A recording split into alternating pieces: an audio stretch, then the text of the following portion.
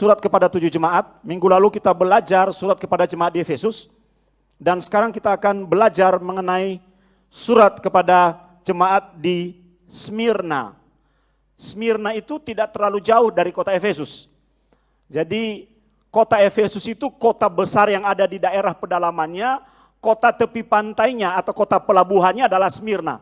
Jarak antara Efesus dan Smyrna itu cuma 40 km, saudara. Jadi ketika Rasul Paulus pergi ke Efesus, dia sempat singgah di Smyrna. Apa arti Smyrna? Smyrna itu berasal dari kata mur, sesuatu yang harum, dupa, yang menyenangkan, yang bau harum. Tapi jangan lupa, di dalam kitab Injil kita melihat bahwa mur digunakan juga sebagai bagian dari proses kematian Tuhan Yesus. Benar ya? Itu berarti bicara tentang penderitaan. Dan ternyata tidak ada yang kebetulan bahwa nama Smyrna juga menyangkut tentang penderitaan dari jemaat ini. Mari kita lihat di dalam Wahyu pasal 2, buka Alkitab saudara, ayat yang ke-8 sampai ayat yang ke-11. Kita akan baca bersama-sama terlebih dahulu. Seluruh perikop ini dari ayat 8 sampai ayat yang ke-11. Dan tuliskanlah kepada malaikat jemaat di Smyrna. Inilah firman dari yang awal dan yang akhir, yang telah mati dan hidup kembali. Aku tahu kesusahanmu dan kemiskinanmu, namun engkau kaya, dan fitnah mereka yang menyebut dirinya orang Yahudi, tetapi yang sebenarnya tidak demikian, sebaliknya mereka adalah jemaah iblis. Ayat 10, jangan takut terhadap apa yang harus engkau derita. Sesungguhnya iblis akan melemparkan beberapa orang dari antaramu ke dalam penjara, supaya kamu dicobai dan kamu akan beroleh kesusahan selama 10 hari. Hendaklah engkau setia sampai mati, dan aku akan mengaruniakan kepadamu, apa saudara? Mahkota kehidupan. Siapa bertelinga, hendaklah ia mendengarkan apa yang dikatakan oleh Roh kepada jemaat-jemaat. Barang siapa menang, ia tidak akan menderita apa-apa oleh kematian yang kedua. Saudara, ini adalah surat yang kedua dari rangkaian 7 surat yang ditujukan kepada jemaat-jemaat Kristen yang ada di Asia Kecil. Kota Smyrna itu adalah satu-satunya kota dari 7 kota jemaat yang masih ada sampai dengan hari ini, berada di Turki. Nama modernnya sekarang adalah kota Izmir. Dan di kota itu kehidupan Kristiani sangat berkembang. Itu satu-satunya kota di Asia Kecil dari 7 kota itu atau di wilayah itu yang memiliki banyak sekali orang Yahudi. Kalau kita melihat komposisi kotanya berdasarkan agama, maka ada 3 kelompok manusia yang ada di kota Smyrna. Yang pertama adalah penduduk lokal yang tidak menyembah Allah Israel, tidak menyembah Yesus, tidak percaya kepada Yesus, tapi mereka adalah penyembah-penyembah berhala. Mereka berafiliasi kepada Romawi. Kelompok kedua adalah orang-orang Yahudi yang mempertahankan Yudaisme. Nah, yang baru datang belakangan adalah kelompok ketiga, orang-orang Kristen. Bisa saja mereka dari penduduk lokal, bisa juga mereka dari Yahudi yang mengalami konversi dan menerima Yesus sebagai juru selamat. Yang diceritakan di dalam kisah ini adalah penderitaan kelompok yang ketiga, yaitu orang-orang Kristen yang menderita aniaya. Mari kita lihat di dalam ayat yang ke-8. Dan tuliskanlah kepada malaikat jemaat di Smyrna. Inilah firman dari yang awal. Inilah firman dari yang awal, saudara. Apa awal itu? Titik mula, alfa, dan yang akhir, yang telah mati dan hidup kembali. Bagian pertama surat ini hendak menceritakan kepada jemaat di Smyrna tentang eksistensi Tuhan yang mereka sembah dan mereka kenal di dalam nama Yesus. Yaitu apa? Yang awal dan yang akhir. Mereka berada di dalam rentang yang awal dan yang akhir itu. Mereka berada di sini. Kalau mereka percaya kepada yang awal dan akhir itu, dan mereka melekat kepada yang awal dan akhir itu, diberi catatan, mati dan hidup kembali, maka segala penderitaan mereka sesungguhnya tidak ada apa-apanya. Sebab mereka melekat kepada Tuhan yang begitu hebat. Eksistensi Allah. Saudara, ini penting bagi kekristenan. Siapapun kita yang berhak menyebut dirinya orang Kristen, harus tetap memegang erat-erat, memegang kuat-kuat eksistensi Allah di dalam hidupnya. Karena hanya itu yang membuat dia bisa bertahan ketika dia berada dalam penderitaan yang paling berat sekalipun. Hanya itu yang membuat dia bisa berjuang menghadapi segala situasi yang sulit yang ada di depannya. Karena dia percaya bahwa dia melekat kepada Tuhan yang hidup. Haleluya. Dia melekat kepada Tuhan yang kekal. Sebab di dunia ini tidak ada yang kekal. Kalaupun dia menderita, itu tidak akan pernah kekal. Nanti kita akan melihat, saudara. Kita perlu melekat kepada sesuatu yang kekal. Penulis surat ini meyakinkan jemaat di Smyrna, yang kamu sembah itu bukan seperti dewa-dewa, bukan seperti yang berasal dari dalam dunia ini, tapi yang kau sembah adalah Tuhan di atas segala Tuhan, yang awal dan yang akhir. Maka apapun yang terjadi padamu, tetaplah melekat kepadanya. Ini cerminan rohani yang sangat penting bagi anak Tuhan hari-hari ini, yang mungkin karena terombang-ambing, yang mungkin sedang berada dalam tekanan. Kita semua perlu belajar melekat dan mendahulukan eksistensi Tuhan yang begitu hebat di dalam diri kita. Belajar dari orang-orang Israel sepanjang perjalanan mereka dari kaki Gunung Sinai ke Kades Barnea, tempat perkemahan mereka. Ini Gunung Sinai, ini dataran tinggi Moab yang berbatasan dengan tanah perjanjian. Di bagian pertengahan itu ada oase yang sangat besar, namanya Kades Barnea. Selama perjalanan mereka dari Sinai ke Kades Barnea, hidup mereka bersungut-sungut, protes, berontak. 38 tahun hanya menempuh perjalanan itu. Dan angkatan yang keluar dari Mesir tidak sama dengan angkatan yang masuk ke tanah perjanjian. Mereka dihabisin di sekitar Kades Barnea. Mati dipagut ular, mati karena dihukum, mati karena alami. Angkatan itu selesai. Yang masuk tanah perjanjian bukan mereka yang keluar dari Mesir, tapi generasi padang gurun. Kenapa demikian? Karena mereka tidak percaya akan eksistensi Allah. Mereka selalu menggugat eksistensi Allah. Sebaliknya, orang yang melekat pada eksistensi Allah itu akan kuat dalam segala situasi. Dan itu yang menjadi kerinduan Tuhan buat kita hari-hari ini. Haleluya. Haleluya. Lihat ayat yang ke-9. Aku tahu kesusahanmu. Ya. Anda mengerti bukan? Tuhan itu berempati kepada jemaat di Smyrna. Mereka sedang mengalami kesusahan. Kesusahan apa yang mereka alami, saudara? Mereka berada dalam keadaan aniaya. Tadi Abunda menjelaskan bahwa ada 3 kelompok orang yang menghuni kota Smyrna. Kota pelabuhan yang sangat indah, sangat luar biasa. Dibangun langsung oleh Romawi. Jadi mereka menjadi salah satu cabang atau provinsi Romawi. Tentu saja segala sumber daya, keuangan, bangunan disupport oleh Romawi. Sehingga ini menjadi kota yang sangat luar biasa, saudara. Tapi kok ada orang yang sedang kesusahan di sana? Karena mereka orang-orang Kristen. Di situ dikatakan, dilanjutkan, dan kemiskinanmu, kesusahanmu, dan kemiskinanmu. Ada yang agak sedikit berbeda. Naskah Alkitab dalam King James Version menambahkan satu kalimat. Aku tahu pekerjaanmu, aku tahu kesusahanmu, aku tahu kemiskinanmu. Rupanya mereka adalah kelompok ketiga, yaitu orang-orang Kristen yang sudah bertobat, menerima Yesus secara pribadi, sehingga akibat pertobatan mereka itu mereka menderita aniaya. Karena menderita aniaya, mereka bekerja lebih keras. Sebab mereka mengalami pelecehan, mereka mengalami diskriminasi. Mereka bekerja lebih keras, baik dalam melayani Tuhan maupun dalam mempertahankan kehidupan mereka. Makanya Tuhan berkata, aku tahu kesusahanmu, aku tahu juga pekerjaanmu, aku tahu kemiskinanmu. Mengapa dikatakan mereka miskin? Padahal kota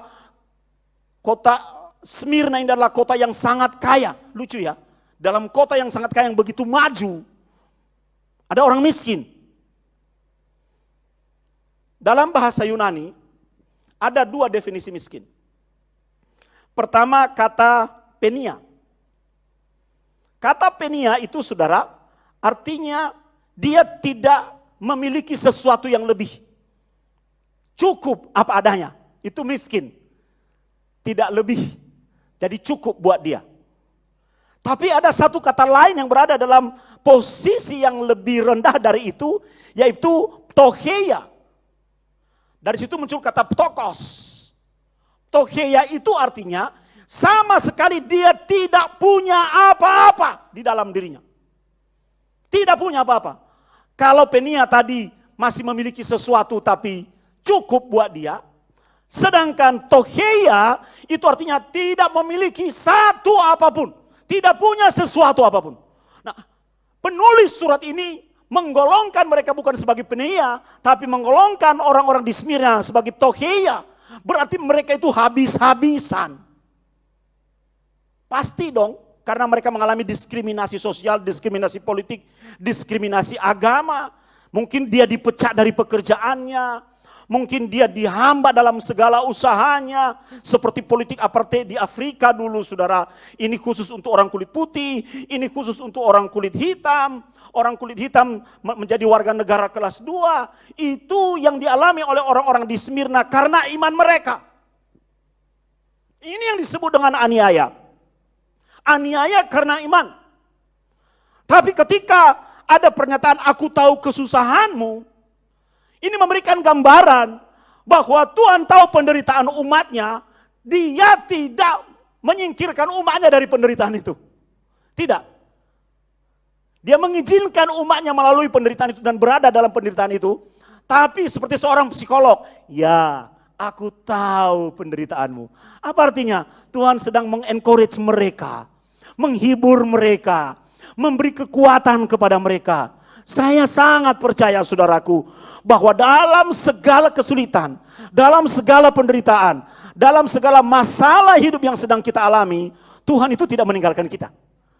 Tuhan memberikan penghiburan kepada kita. Karena dari awal dia sudah berkata, akulah yang awal dan yang akhir. Apapun, walaupun kita sedang menderita aniaya akibat sesuatu yang terjadi, konsekuensi yang kita hadapi karena pilihan iman kita. Penderitaan ini disebabkan oleh sesuatu yang berasal dari luar. Dan kalau kita membahas arti kata penderitaan di dalam konteks ini, itu artinya menderita sampai dirasakan oleh tubuh. Saudara bersama-sama dengan Abuna? Saya itu lagi full of revelation. Aku tahu pekerjaanmu, aku tahu kesusahanmu dan kemiskinanmu. Tuhan memberikan penghiburan kepada mereka. Tuhan memberikan kepada mereka pengharapan. Walaupun kamu menderita, ya sudahlah, hadapi. Tapi perhatikan, engkau kaya di mataku. Betul ya? Lihat ayat yang ke-8, ayat ke-9. Aku tahu pekerjaanmu, ada tambahan di dalam naskah King James. Aku tahu kesusahanmu dan kemiskinanmu, namun engkau apa? Kaya. Kaya di sini bukan kaya secara material, tapi kaya secara rohani, kaya di dalam Tuhan, kaya dalam sukacita, kaya di dalam kasih.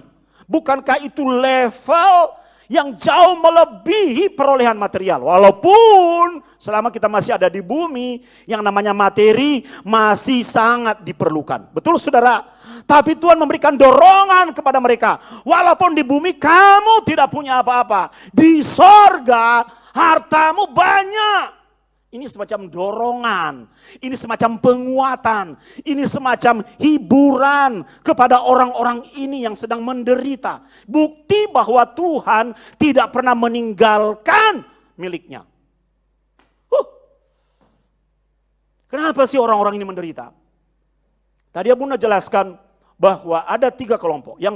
Kelompok yang pertama adalah kelompok penduduk lokal yang berafiliasi kepada Romawi. Jadi mereka penyembah berhala.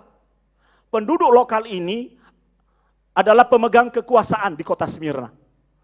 Karena kota ini menaklukkan dirinya kepada Romawi, maka seluruh pemerintahan, politik, ekonomi disupport oleh Roma. Oleh sebab itu saudara, tidak mengherankan kalau di kota Smyrna banyak sekali kuil Romawi dibangun.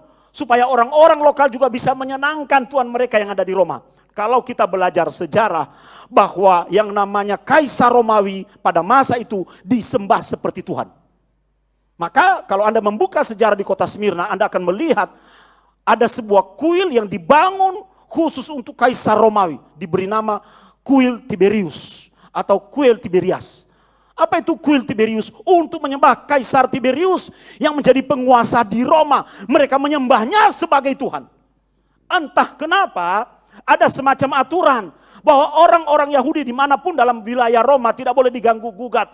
Biarlah itu tetap bertahan di dalam iman mereka selama mereka tidak mengganggu penyembahan Romawi. Jadi kelompok yang kedua ini terlindungi oleh sistem. Bisa memahami konteksnya? Terlindungi oleh sistem. Muncul kesalahpahaman, yaitu orang-orang Romawi beranggapan bahwa orang Kristen itu sejenis dan sama dengan orang Yahudi. Sehingga mereka sempat menikmati proteksi by sistem ini juga. Tidak boleh diizinkan untuk mengikuti agama dan kepercayaan mereka tanpa harus mengikuti dan menyembah Kaisar Tiberius sebagai Tuhan atau menyembah berhala. Belakangan terjadi masalah. Orang-orang Yahudi ini tidak senang dengan orang Kristen. Karena apa? Orang Kristen mengusung Yesus sebagai nabi dan juru selamat. Sementara orang Yahudi sendiri tidak mau menerima Yesus sebagai nabi dan juru selamat. Bisa mengerti saudara? Makanya sampai sekarang dalam Encyclopedia of Judaica itu, Yesus dianggap bukan sebagai Mesias, tapi sebagai nabi dan berasal dari Nazaret. Ini akar masalahnya. Sehingga orang-orang Yahudi ini memfitnah orang-orang Kristen. Mereka berkata kepada orang-orang Romawi atau penyembah-penyembah berhala, "Hei, orang Kristen bukan bagian dari kami. Mereka tidak berhak menikmati privilege ini." Maka apa yang terjadi? Hak yang diberikan kepada orang Yahudi itu akhirnya disingkirkan dari orang Kristen. Akibatnya apa? Orang Kristen dituntut. Kamu mau tetap Kristen tapi dianiaya, atau mau menyesuaikan diri, bertobat, menyembah agama baru, menyembah kaisar sebagai Tuhan. Kenapa ini terjadi? Difitnah. Kata fitnah di sini, ada kata fitnah ya? Di dalam ayat yang 9, dan fitnah mereka yang menyebut dirinya orang Yahudi, dijelek-jelekan, apa itu ya? Untuk menjatuhkan tujuannya. Bukan hanya sekedar mendiskreditkan, tapi untuk menjatuhkan. Kita mengenal bahwa Romawi memang di awal-awal kekristenan itu sangat tidak bersahabat. Mereka menjadikan orang Kristen sebagai buruan binatang-binatang buas di Kolosium. Bahkan mereka membakar orang Kristen sebagai obor dalam pesta-pesta mereka. Orang Kristen menderita aniaya, saudara. Tapi coba lihat, penderitaan dan aniaya ini terjadi karena apa, saudara? Karena orang Yahudi. Lihat orang Yahudi ini dalam konteks ini. Mereka menyembah Yahweh, tapi perilaku mereka dalam tanda kutip membunuh sesamanya dan orang lain. Makanya penulis kitab ini berkata, mereka adalah jemaah iblis. Mereka tidak sesungguh-sungguh melayani Tuhan. Mereka tidak sungguh-sungguh menyembah, berdevosi, berdoa kepada Yahweh. Sebab iblis yang menjadi Allah mereka. Karena perilaku dan perbuatan mereka adalah perilaku membunuh orang lain. Makanya mereka disebut jemaah iblis. Dalam bahasa Inggris keren sekali, synagogue of Satan. Mereka menjadi baitnya setan. Tentu kita tidak mau menjadi orang-orang yang seperti ini dalam kehidupan rohani kita. Seharusnya kita itu hidup berdampingan dengan sesama kita dalam konsep damai dan penuh dengan kasih. Tapi mereka bahkan menganggap orang Kristen sebagai orang yang harus disingkirkan, harus dimusuhi. Kita ini masih mending hari-hari ini masih bisa beribadah dengan baik.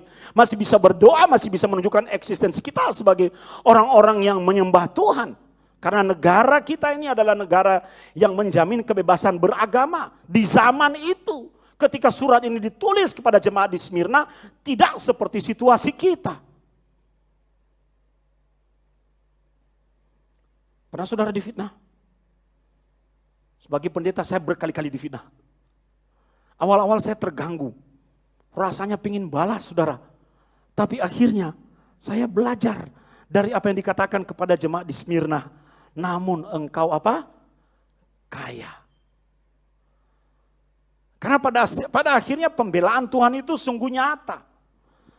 Ini buktinya, jemaat di Smyrna tidak ditinggalkan oleh Tuhan. Tuhan menghibur mereka, membuat agar mereka bisa bertahan, menguatkan hati mereka. Kenapa menguatkan hati? Karena hati adalah bagian dari kehidupan manusia yang paling lemah.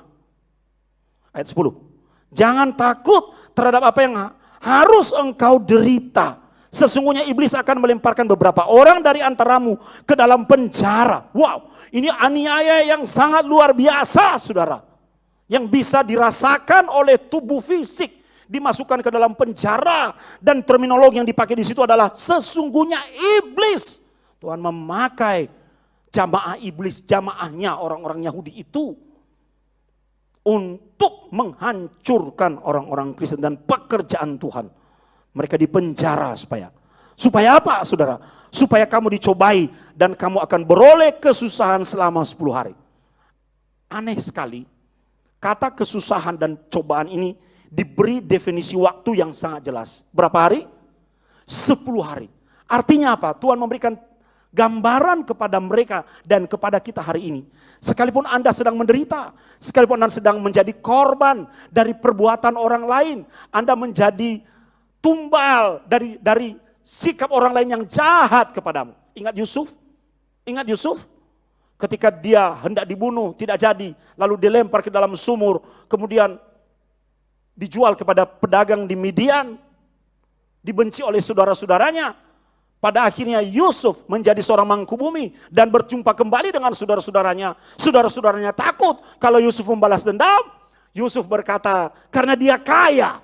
Kaya bukan secara material, kaya dengan kasih. Dia berkata, memang kau mereka-reka yang jahat kepadaku, tapi Tuhan membuatnya dan mereka-rekanya untuk kebaikan. Ini yang Tuhan mau katakan kepada jemaat di Smyrna dan kepada kita. 10 hari penderitaan. Itu artinya yang namanya penderitaan tidak datang terus menerus. Amin, amin. Ada batasnya. Mungkin hari pertama berat, hari kedua berat, hari ketiga berat, hari ke-6 Anda mulai terbiasa menghadapinya. Hari ke-9 sebentar lagi penderitaanmu akan berakhir. Itu loh yang Tuhan berkata. Sekalipun Anda sedang berada dalam masalah, Anda menjadi korban, ada batasnya, saudara. Setelah batas itu engkau lalui, ada rewardnya. Masalahnya adalah kita belum sampai di batas, banyak anak-anak Tuhan menyerah. Banyak anak-anak Tuhan itu bersungut-sungut. Seperti janji Tuhan untuk membawa orang Israel memasuki tanah perjanjian. Belum nyampe di sana, bersungut-sungut, protes, selalu ingin kembali ke Mesir. Apa yang terjadi? Tanah perjanjian tidak pernah mereka masuki. Itu membuat kita akhirnya jauh dari berkat-berkat yang seharusnya kita raih dan menjadi bagian hidup kita. Kesalahannya di diri kita sendiri. Seringkali Tuhan menetapkan bahwa kita orang yang diberkati. Kita akan mendapat berkat itu. Kita akan pergi ke sana. Tapi apa yang membuat kita gagal ke sana? Karena sikap dan perilaku kita dalam perjalanan. Itu sebabnya Tuhan berkata, 10 hari penderitaan. Sabar, jangan menyerah. Walaupun begitu hebat penderitaan itu, kuat, hadapi karena akan berakhir. Jangan sampai menyerah di dalam masa itu. Sebab apa? Kalau engkau tiba pada bagian akhirnya, engkau akan melihat sesuatu yang luar biasa. Pemain musik maju ke depan. Jangan takut terhadap apa yang harus engkau derita. Sesungguhnya iblis akan melemparkan beberapa orang dari antara kamu ke dalam penjara supaya kamu dicobai dan kamu akan beroleh kesusahan selama berapa? 10 hari. Hendaklah engkau, nah ini dia saudara, hendaklah engkau apa saudara? Setia sampai mati. Bahkan jika engkau harus mati karena membela imanmu, karena tetap teguh, engkau tidak goyah dan goncang. Engkau akan dikaruniakan apa? Ini rewardnya. Ini rewardnya. Engkau akan dikaruniakan apa? Mahkota kehidupan. Di masa itu, di kota Smyrna, ada banyak race, perlombaan. Karena ini kota Romawi. Dengan kebudayaan dan gaya Romawi. Ada banyak perlombaan. Dan setiap orang yang berlomba dan menang di masa itu dapat trofi, piala. Pialanya apa? Dari daun zaitun yang dirancang seperti mahkota ditaruh di atas kepala. Tuhan menggunakan situasi mereka untuk menggambarkan bahwa orang yang setia sampai akhir, bahkan walaupun dia harus mati, dia akan mendapat mahkota baginya. The crown of life.